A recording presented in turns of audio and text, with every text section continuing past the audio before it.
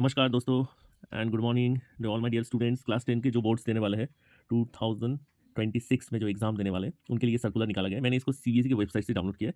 Hope so 100% authentic होगा। तो क्या है इसका मुद्दा, क्या है इस नोटिस में, पहले वो देखते हैं। यहाँ पर बोला गया है सब्जेक्ट में guidance to class 10 students for the board examination registered.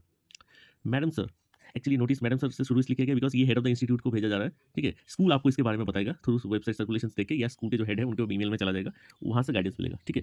अगर किसी कारणवश स्कूल ने आपसे शेयर किया हो या आप उस दिन एब्सेंट थे या कॉन्टैक्ट नहीं हो पाए, तो उसके लिए मैं बताता हूँ कि ये वीडियो आप देखिए।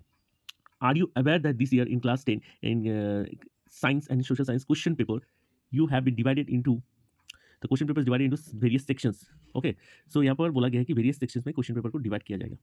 The first subject is science. Like in science, the question paper divided into different three sections, like section A, B, and C, and the particular section having a particular subject. Suppose section A having a biology subject question, section B having chemistry subject questions, and section C is contain a physics question. So where is the problem? Later on you will see. The social science, similarly in case of social science, the question paper has been divided into four sections, section A, B, and C, D, because in social science the subject is more, so section is also more. It's the normal thing. So section A having a history, section B geography, section C political science, and section D economics. In this regard, the sample question papers for both science and social science hosted on a CBSE academic website may please be referred to. CBSE academic sections में sample paper आपको provide किया जाएगा। Class 10 students आपको provide किया जाएगा। CBSE के जो class 10 students हैं, आप वहाँ देख के अंदाजा लगा सकते हैं कैसे क्वेश्चन सेट होगा। अब बात तो वो नहीं है, नोटिस का असली मुद्दा अब शुरू होने वाला है। Important instructions to be communicated to the student appearing in class 10 board examination. Student will divide the answer book in 3 sections. Student का जो बुकलेट होगा, आंसर बुकलेट, ठीक है, वो 3 सेक्शंस में डिवाइड होगा, ठीक है, फॉर आंसर राइटिंग। अब ये बोला क्या चाहता है देखिए, सपोज मैं पहले ही आपको बता रहा हूँ, सेक्शन ए का आंसर लिखना आपने शुरू कर दिया, तो आप 1 2 3 लगा के उस सेक्शन के सारे क्वेश्चन कंप्लीट कर लिए। देन आप सेक्शन बी में जाएंगे, देन सेक्शन बी, देन आप उसको दोबारा इस तरह से लिखेंगे। बट मैक्सिमम स्टूडेंट्स क्या करते हैं, आपको वो भी बता दो, क्या करते हैं कि अगर लिखते लिखते अचानक सेक्शन ए में क्वेश्चन नंबर 2 का आंसर नहीं आया, तो वो उसके लिए स्पेस रख सकते हैं उस क्वेश्चन के आंसर लिखने के लिए, बट वहाँ पर आप गैप देके या वहाँ आप 2 की जगह 3 के आंसर लिख दिए, ओके कोई प्रॉब्लम नहीं। बट आप ऐसा नहीं कर सकते कि सेक्शन बी का आंसर लिखते लिखते लास्ट में जाके बी के एंडिंग में सेक्शन ए का क्वेश्चन नंबर 2 का आंसर लिख के आएंगे। एकदम गलत सिस्टम होगा वो। मेरा बात को बार-बार वीडियो को बैक करके रिवाइंड करके फिर सुनिए, ठीक है? क्या बोलना चाह रहा हूँ। सेक्शन ए का कोई भी छूटा हुआ आंसर सेक्शन बी या सेक्शन सी या सेक्शन डी के लास्ट में आप ऐड नहीं कर सकते। आपको हर सेक्शन का क्वेश्चन आंसर उसके सेक्शन वाइज कंप्लीट करना है। इसलिए इन्होंने लिखा है, replies of the question are to be written only within the space identified for the concern section only. ठीक है, कंसर्न सेक्शन का जो स्पेस दिया जाएगा हर सेक्शन का, उसी में आपको आंसर भी कंप्लीट करना है। And reply of section should not be written or mixed in any other section.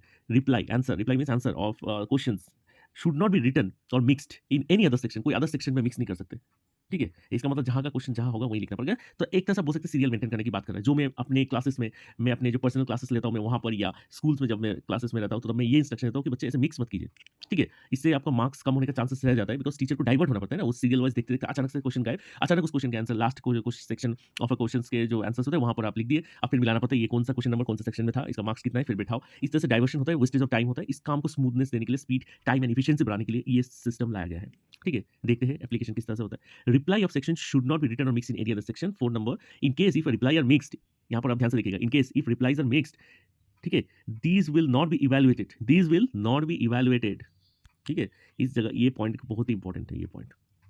These will not be evaluated and no marks will be awarded. कोई मार्क्स नहीं दिया जाएगा अगर इस तरह के मिक्सिंग करके आप आंसर लिखेंगे, दूसरे सेक्शन के नीचे आंसर लिख देंगे, ठीक है? चलेगा नहीं। और such mistakes will not be accepted and addressed even during verification or re-evaluation process after the result are declared.